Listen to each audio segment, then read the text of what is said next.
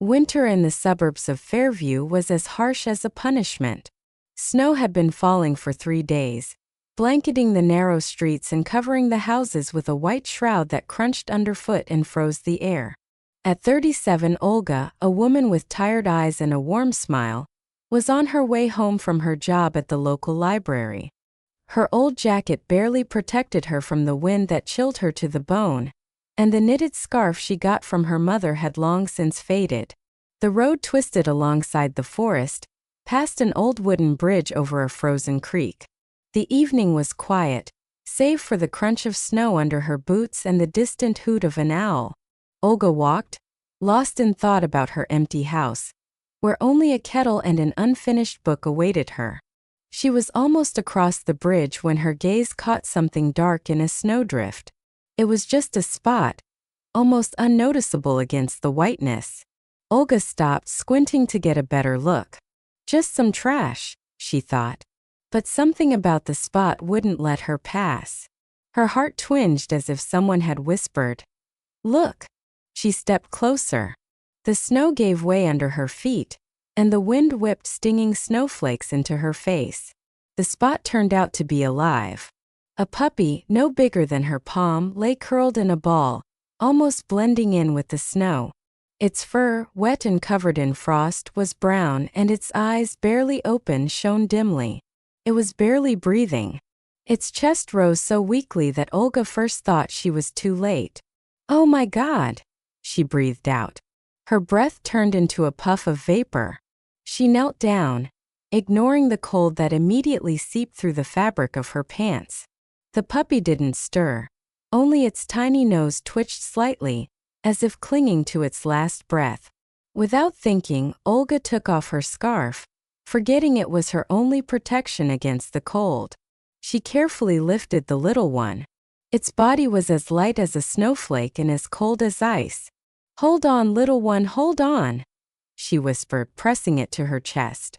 The scarf, still warm from her body, wrapped around the puppy, and Olga hurried home without looking back.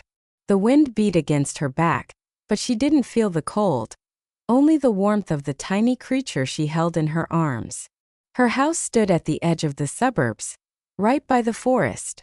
Small with time-darkened logs, it had been her sanctuary since her mother's death 2 years ago. Olga lived alone, and the silence of the house sometimes weighed on her like a heavy blanket. She went inside without taking off her boots, leaving snowy footprints on the wooden floor, turned on the light, and placed the puppy on an old blanket by the wood-burning stove she had lit that morning. Its eyes were closed, but its chest still rose, slowly but stubbornly.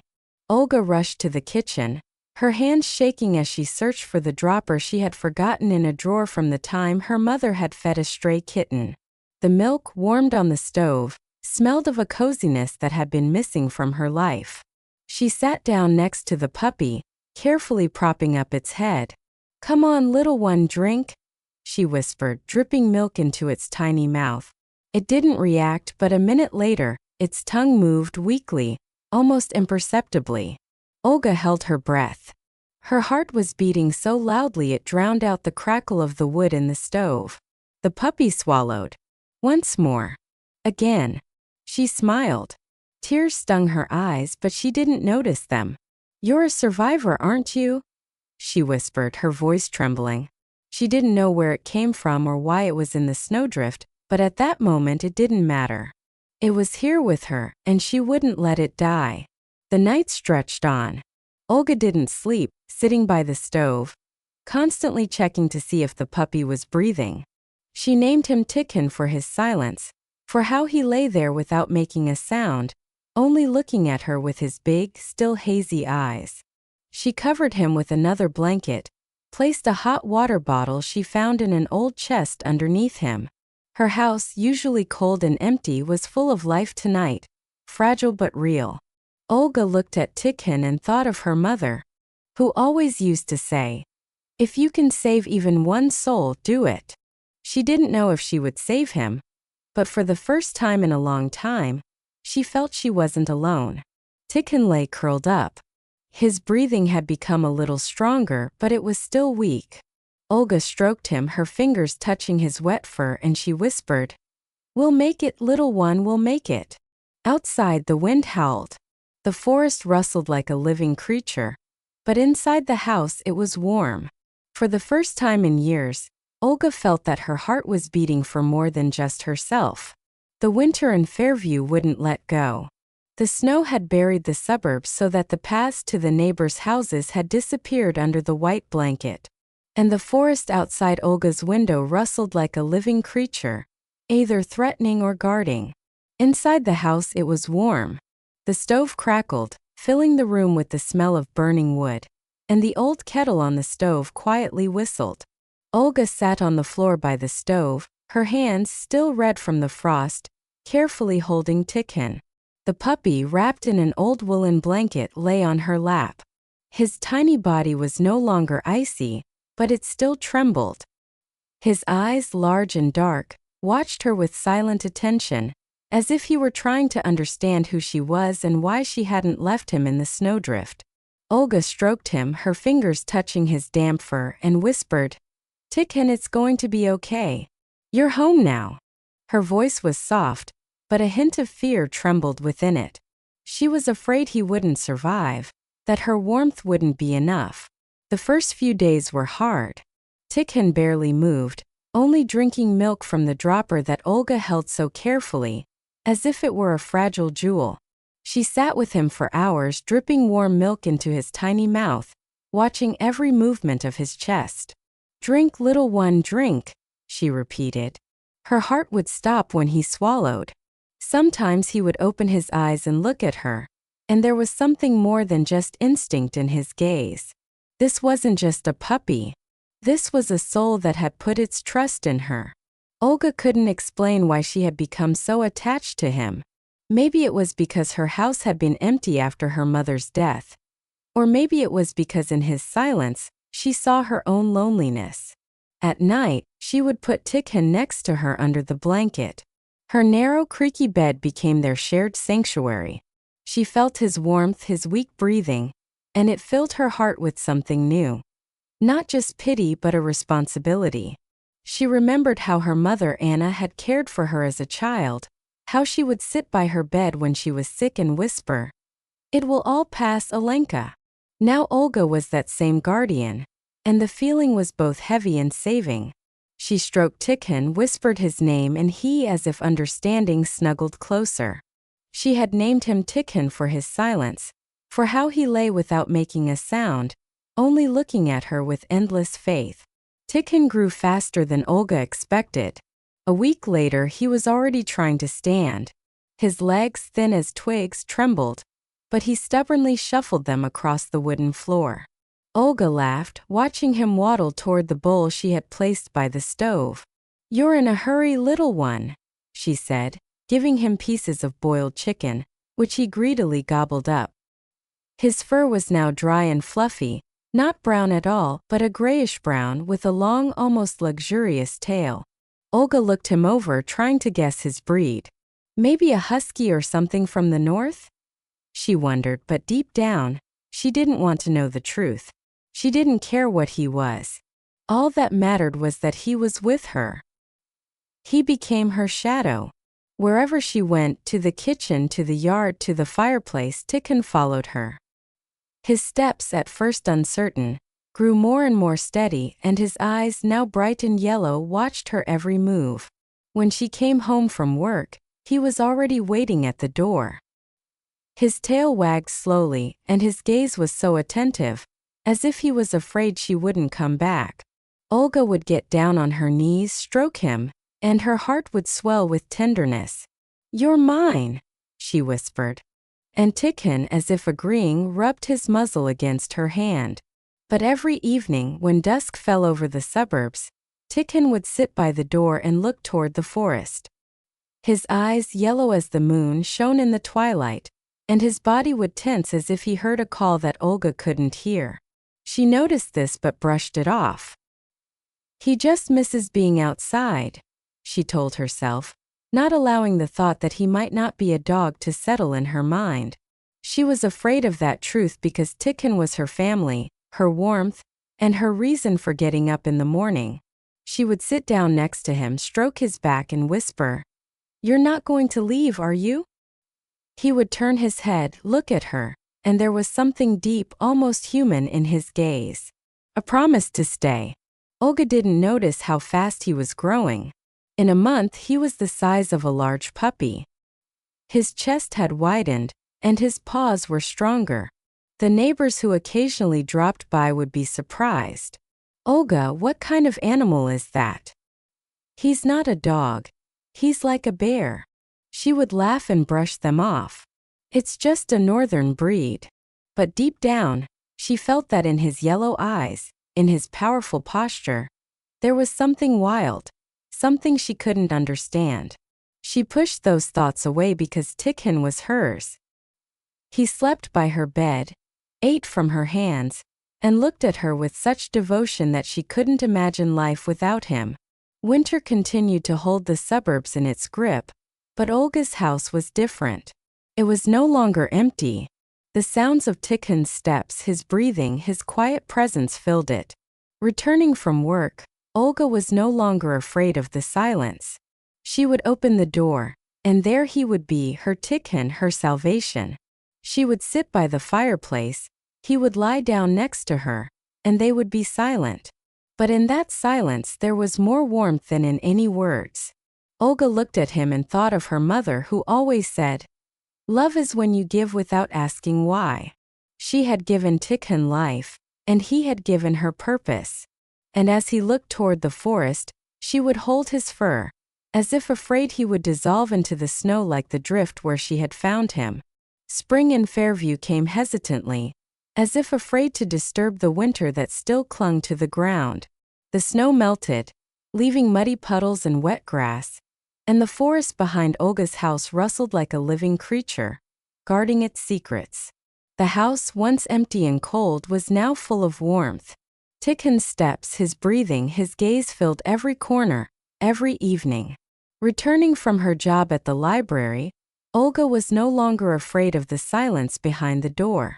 She knew he was waiting there, her Tikhon, her shadow, her family. But with each passing day looking at him, she noticed something new, something that made her heart beat faster. Not fear, but a premonition she hadn't yet dared to name, but which was growing like the forest outside the window. Tikhon wasn't just a puppy she had found in a snowdrift. In a year and a half, he had grown into a powerful creature, almost reaching her waist. His fur, thick and grayish-brown, shone in the light of the fireplace, and his fluffy tail, long and heavy, swayed slowly when he walked through the house. His chest was wide like a full-grown animal's, and his paws were strong, with claws that left scratches on the wooden floor. His yellow eyes, bright as forest stars, looked at her with a depth that sometimes took Olga's breath away. "Who are you, Tikhon?" she thought, but immediately pushed those thoughts away. He was her dog, her salvation, her warmth. She didn't want to know anything that might disrupt their connection, their quiet happiness. He was with her everywhere. In the kitchen when she cooked dinner, he would lie at her feet, his warm breath touching her ankles, and she would smile, feeling his presence. In the garden where she dug in the flower beds, he would sit beside her, attentively watching her every move, as if guarding her from invisible threats.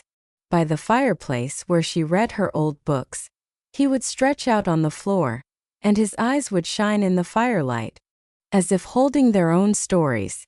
Olga would stroke him, her fingers burying themselves in his thick fur, and whisper, "You're mine, aren't you?"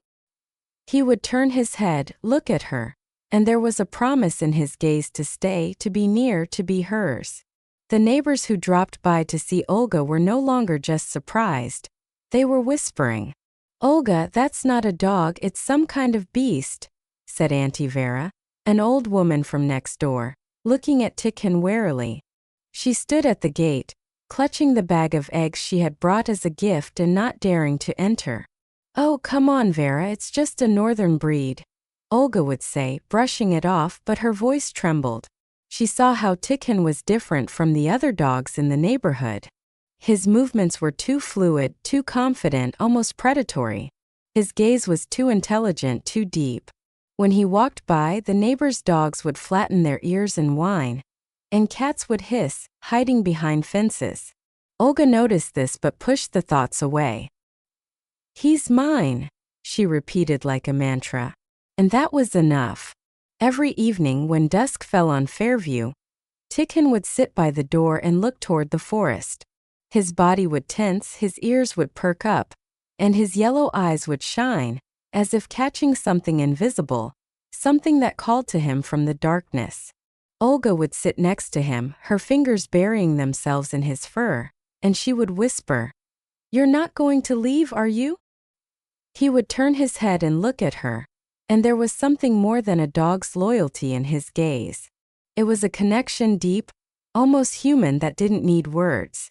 But the forest called to him, and Olga felt it. She didn't know what the call was, but her heart would ache at the thought that one day he might answer it. She remembered finding him in the snowdrift, how he had clung to life, how he had looked at her with faith. He had chosen her and she had chosen him. That should have been enough. One night, when the moon hung over the forest like a silver disk, Olga woke up to a strange sound. It wasn't a howl or a bark. It was a low, deep sound, almost like a sigh full of longing. She got up, barefoot, and went to the door. Her heart was pounding. Tikhon was standing there. His eyes glowed in the darkness, and his muzzle was turned toward the forest.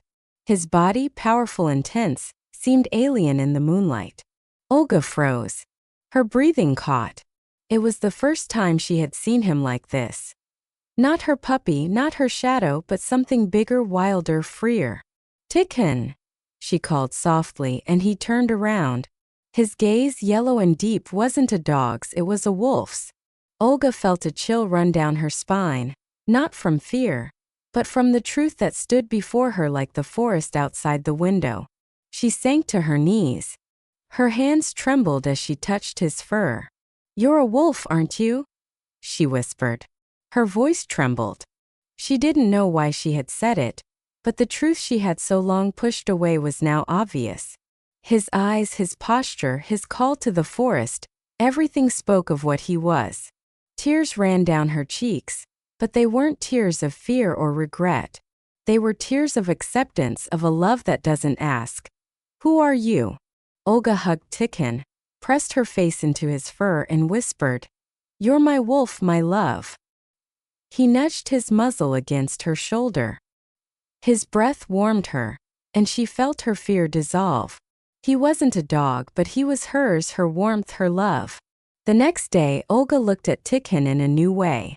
She saw his strength and his wild nature, but it no longer scared her. She remembered feeding him with a dropper, how he had slept under her blanket, how he had followed her like a shadow. He had chosen her despite his nature, and she had chosen him despite the truth. The neighbors continued to whisper, but Olga stopped listening to them. She knew Tikhon wouldn't leave. He looked at the forest but came back to her. He was her family, her miracle, her truth. And every evening when he would sit by the door, she would sit next to him, stroke him, and think of her mother who always said, "Love doesn't ask who you are. It just is." Olga looked at Tikhon and understood that this love was her greatest strength, her quiet happiness. Olga's house, standing at the very edge of the forest, now seemed alive. Its walls, darkened by time, held the warmth she shared with Tikhon. He was no longer a puppy, no longer a fragile lump from the snowdrift, but a powerful creature whose fur shimmered in the sunlight and whose yellow eyes shone like two pieces of amber. Tikhon had grown to be almost as tall as Olga. His wide chest and strong paws made him look like a forest king. But to her, he remained her shadow, her warmth, her family.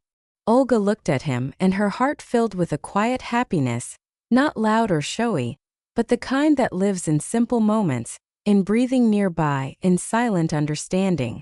Their life flowed steadily, like the creek behind the bridge where she had found Tikhon.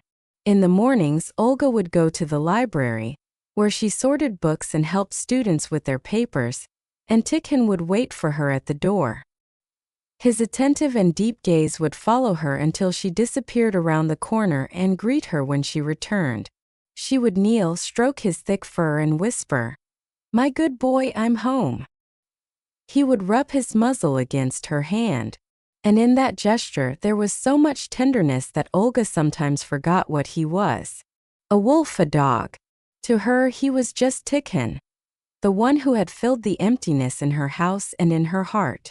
They spent their days together. In the garden where Olga planted flowers, he would lie nearby.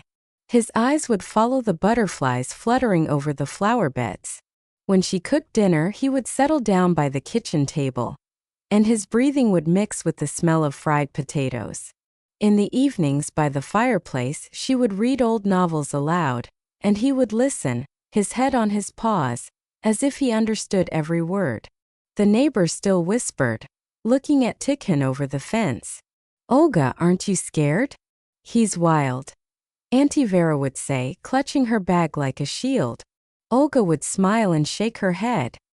"He's mine. He has no reason to be wild." But deep down, she knew that the forest lived in his yellow eyes, and that knowledge made their bond even more precious. In winter, when the snow again covered the suburbs, Tikhon would become different. He would sit by the door more often, his gaze fixed on the forest, where the trees creaked in the wind and the moon cast silver shadows. Olga noticed this but didn't forbid him. Sometimes she would open the door and say, "Go if you want." He would leave slowly, as if reluctantly, his silhouette dissolving into the darkness of the forest. Olga would wait, standing at the window. Her fingers would squeeze her teacup, and her heart would count the minutes. He always came back. In an hour or two, sometimes in the morning, with fur covered in snow and eyes holding something new, but always warm. He would lie at her feet and she would stroke him, whispering, "You came back, my good boy." When Olga got sick, with the cold that clung to her every winter, Tikhon wouldn't leave her bed. He would lie next to her. His warm body would heat her better than any hot water bottle, and his yellow eyes would watch her with such care that she would smile despite the fever. "You're my doctor," she would joke, and he would quietly huff as if agreeing. When she laughed, he would run around the yard, bringing her a stick like a regular dog. And his movements, though powerful, were full of joy. Olga would look at him and think that he wasn't just a wolf, not just a dog. He was her miracle, her lesson that love knows no boundaries. One summer day, when the flowers in the garden were blooming so brightly they seemed to sing, Olga was sitting on the porch, and Tikhon was lying beside her. Her hand was stroking his back, and she remembered her mother who always said, "Love is when you give without asking why." Olga had given Tikhon life, and he had given her purpose. She knew he was a wolf, but that didn't make him any less family. He didn't howl, he didn't attack, he didn't run away. He chose her every day, just as she had chosen him in that snowdrift. Their life was simple, but in that simplicity was everything. Warmth, care, a quiet happiness that didn't need words. The neighbors had stopped whispering, having grown used to the strange pair, the woman and her beast. Sometimes children would come to the fence to look at Tikhon, and instead of growling, he would watch them with curiosity. Olga would smile, seeing this, and thought that he, like her, was learning to be a part of this world. She didn't know how much time they had, but every day with him was a gift. And every evening when he looked at the forest, she would sit beside him, stroke him and whisper, "We're together, Tikhon, we'll always be together." 5 years had passed since that winter when she found him in the snowdrift, a fragile, almost lifeless lump. Now he was her shadow, her wolf, her family. Tikhon, who had grown to be almost as tall as her, with a powerful chest and a fluffy tail, was not just a part of her life. He was her purpose, her quiet happiness that she had learned to value in every day, in his every gaze. Their life flowed like the creek behind the bridge, calmly but with a deep current. Olga worked at the library, sorted books, helped children with their assignments, and in the evenings she would return to Tikhon. He would wait for her at the door. His eyes, bright and attentive, would find her even before she opened the gate. She would kneel, stroke his thick fur and whisper, "My good boy, I'm home." He would rub his muzzle against her hand, and in that gesture there was so much love that Olga would forget everything. The years of loneliness, the longing for her mother, the whispers of the neighbors who still eyed her beast. To her, he wasn't a beast, but a miracle she had saved, and who had saved her. Tikhon hadn't changed. He didn't howl, he didn't attack, he didn't run away. Sometimes in winter, he would go into the forest. His silhouette would dissolve in the snow, but he always returned with fur covered in frost and eyes full of something Olga couldn't understand but accepted. She knew he was a wolf, and that truth, once revealed to her on a moonlit night, no longer scared her. He was her wolf, her choice, her love. When she was sick, he would lie by her bed. His warm body would heat her, and his yellow eyes would watch her with such care that she would smile despite her weakness. When she laughed, he would run around the yard, bringing a stick like a regular dog, and his joy was contagious like sunlight. One autumn day, when the leaves carpeted the yard, a stranger came to Olga's house. He was a hunter, a man in his 50s, with a tattered backpack and a rifle on his shoulder. He had gotten lost returning from the forest and knocked on her gate, asking for water. Olga invited him onto the porch, poured him some tea from a thermos, and Tikhon, as always, lay beside her. His eyes watched the guest. The hunter, noticing him, froze. His hand with the mug in it stopped midair. "Lady, are you aware that's a wolf?" he asked. His voice was a mixture of surprise and alarm.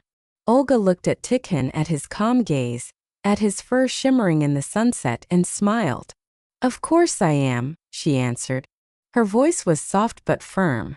The hunter shook his head, his eyes not leaving Tikhon. "I've been in these woods for 30 years. A wolf doesn't act like that. He's like a dog with you." Olga stroked Tikhon's head. Her fingers buried themselves in his fur, and she said, "He didn't know what he was supposed to be. He only knew one thing: that someone loved him." The hunter was silent, looking from her to the wolf, and then smiled for the first time in the whole conversation.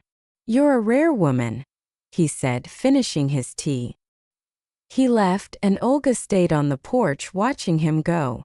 Tikhon snuggled against her leg, and she felt her heart fill with warmth. She didn't need anyone else's approval. Her truth with Tikhon was enough. The neighbors had long since gotten used to them. The children who were once afraid to approach the fence now brought Tikhon apples, and instead of growling, he would watch them with curiosity. Auntie Vera, who was once scared of him, now joked, "Olga, your wolf is better than our dogs." Olga would laugh, but deep down she knew that Tikhon was neither better nor worse. He was hers. Their bond, which began in a snowdrift, grew with each passing day, with each of his returns from the forest, with each of her whispers by the fireplace. She remembered her mother, who said, "Love is when you give, and you are given more." Olga gave Tikhon life, and he gave her purpose, joy, family. She sat on the porch watching the sun sink behind the forest. Tikhon lay beside her, his head resting on her lap. She stroked him, her fingers touching his fur, and she thought about how everything had changed. Her house, once empty, was now full. Her heart, once lonely, now beat in rhythm with his breathing. She knew he was a wolf, but that didn't make him any less family. He was her miracle, her quiet happiness, her lesson that love doesn't ask, "Who are you?" just is. And every evening when he looked at the forest, she knew he would return, because they had chosen each other in a snowdrift, in the cold, in a love that was stronger than any forest.